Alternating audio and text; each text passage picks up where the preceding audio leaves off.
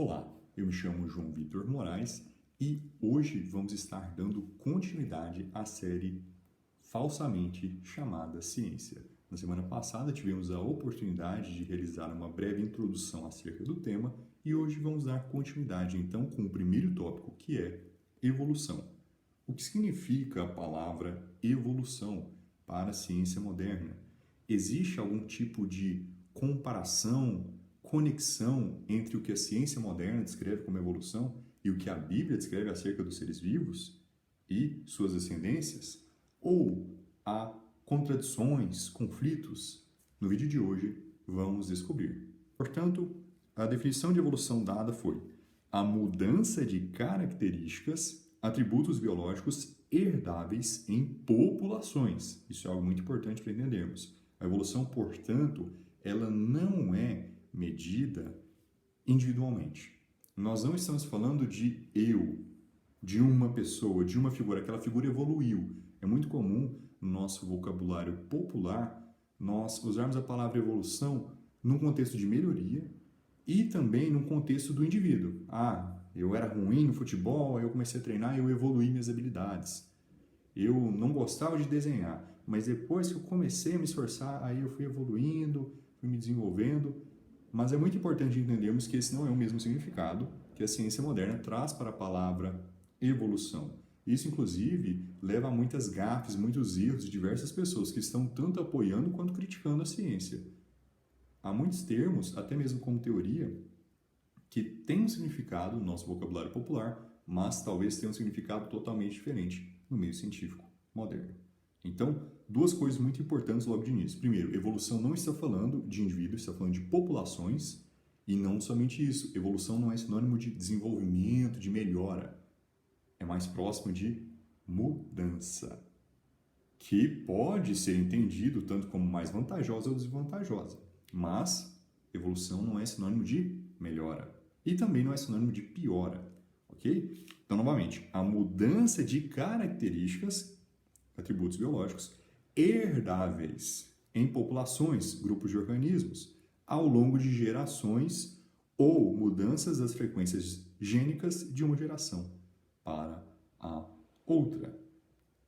Semana que vem vamos estar vendo o significado da palavra variação, vamos logo ver também o que significa fitness, mas vemos logo de início que quando a ciência fala de evolução, estamos falando de grupos de indivíduos e também, de certa forma, de descendências desses grupos, de algo que envolve a reprodução, a multiplicação e uma família, por assim dizer, uma descendência que está herdando características de seus antepassados.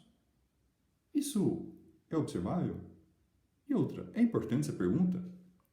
Eu acredito que sim, pois vejamos o que a Bíblia diz no Salmo de número 19, versículo 1. Os céus declaram a glória de Deus e o firmamento anuncia a obra das suas mãos. Um dia faz declaração a outro dia e uma noite mostra sabedoria a outra noite. Não há linguagem nem fala onde não se ouça a sua voz.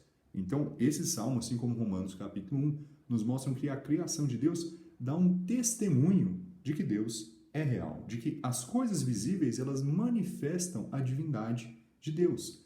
Logo, não é possível que haja algo que é fatualmente observável que é contrário à palavra de Deus. Pois se assim fosse, a palavra de Deus seria mentira. E, pelo contrário, a palavra de Deus declara que o que nós podemos observar, que o mundo em que vivemos, seja o Sol, seja as estrelas, seja a atmosfera ou os próprios seres vivos, dão testemunho da existência do Deus Todo-Poderoso. Portanto, amados, não há contradição. Não é possível que nós estejamos analisando algo em nossas vidas, fatalmente comprovado, algo que é 100% verdade, e isso ser contra a palavra de Deus. Então, vamos voltar à pergunta inicial. É possível observar a evolução? A resposta é sim. Na verdade, é bem fácil de observar a evolução, especialmente quando estamos falando de organismos com reproduções muito rápidas, com taxas de gerações muito rápidas, como é o exemplo de bactérias. Ou até mesmo, vou dar um exemplo bem geral aqui, coronavírus. Nós tivemos em uma faixa muito curta de tempo, que inclusive todos nós passamos por esse período histórico, no qual o coronavírus desenvolveu resistência e conseguiu infectar até pessoas que já tinham contraído esse vírus. Outro exemplo clássico de evolução analisado em uma população é justamente as das mariposas de Manchester, no qual, durante o período da Revolução Industrial, no século XIX, com o aumento da poluição, foi observado que essa população de mariposas deixou a sua frequência padrão de coloração esbranquiçada para ter tons bem mais escuros, visto que o ambiente em que elas habitavam agora estava bem mais manchado, sujo com a poluição. Olha que interessante. Então temos aqui dois exemplos bem legais no qual nós vemos em tempo real a evolução acontecer. E qual outro exemplo podemos mencionar que é bem comum, inclusive dentro de várias casas brasileiras e pelo mundo? Alguém aí já viu um pincher? Um pug? Ou um pitbull?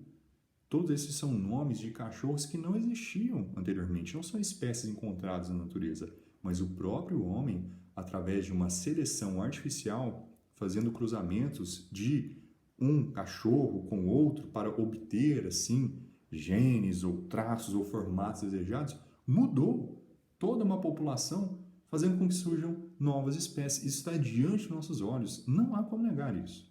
Então, amados, é muito importante termos em mente de que a evolução por si só não é algo antibíblico, não é uma ciência falsa.